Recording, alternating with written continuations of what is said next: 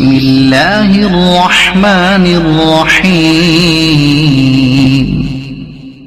تبارك الذي بيده الملك وهو على كل شيء قدير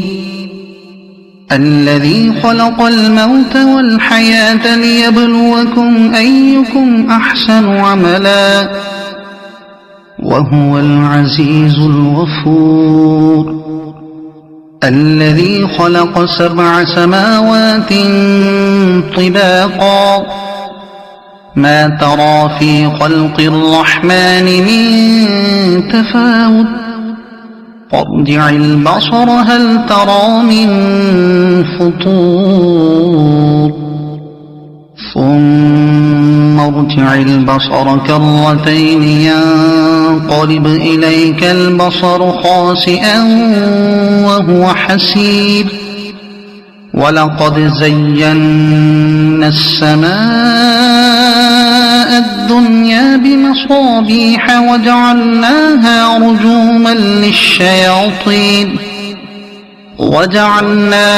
رجوما للشياطين وأعتدنا لهم عذاب السعير وللذين كفروا بربهم عذاب جهنم وبئس المصير إذا ألقوا فيها سمعوا لها شهيقا وهي تفور تكاد تميز من الغيظ كلما ألقي فيها فوج سألهم خزنتها ألم يأتكم نذير قالوا بلى قد جاءنا نذير فكذبنا وقلنا ما نزل الله من شيء إن أنتم إلا في ضلال كبير وقالوا لو كنا نسمع أو نعقل ما كنا في أصحاب السعير فاعترفوا بذنبهم فسحقا لأصحاب السعير إن الذين يخشون ربهم بالغيب لهم مغفرة وأجر كبير وأسروا قولكم أو اجهروا به إنه عليم بذات الصدور ألا يعلم من خلق وهو اللطيف الخبير هو الذي جعل لكم الأرض ذلولا فامشوا في مناكبها وكلوا من رزقه وإليه النشور أأمنتم من في السماء أن يخسف بكم الأرض فإذا هي تمور أم أمنتم من في السماء أن يرسل عليكم حاصبا فستعلمون كيف نذير ولقد كذب الذين من قبلهم فكيف كان نكير أولم يروا إلى الطير فوقهم صافات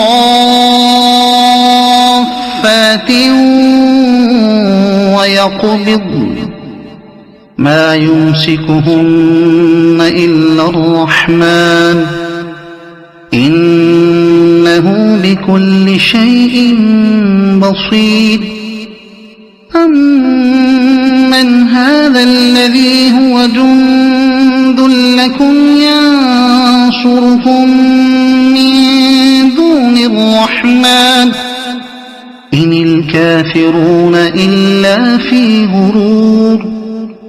أمن هذا الذي يرزقكم إن أمسك رزقه بل لجوا في عتو ونفور أفمن يمشي مكبا على وجهه أهدى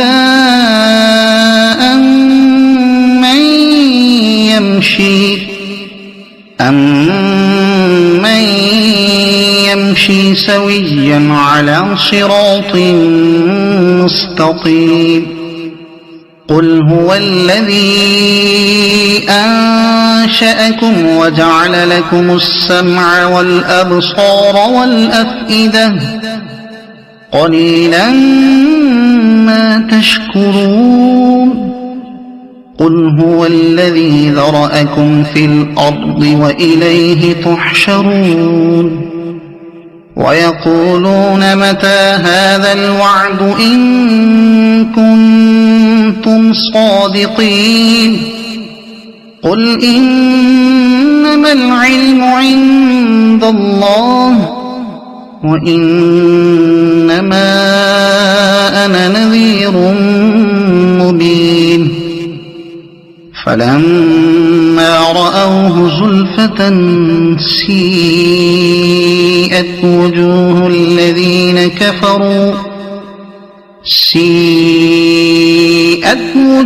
الذين كفروا وقيل هذا الذي كنتم به تدعون قل أرأيتم إن أهلكني الله ومن معي أو رحمنا فمن يجير الكافرين من عذاب أليم قل هو الرحمن آمنا به وعليه توكلنا فستعلمون من هو في ضلال مبين قل أرأيتم إن أصبح ماؤكم غورا فمن يأتيكم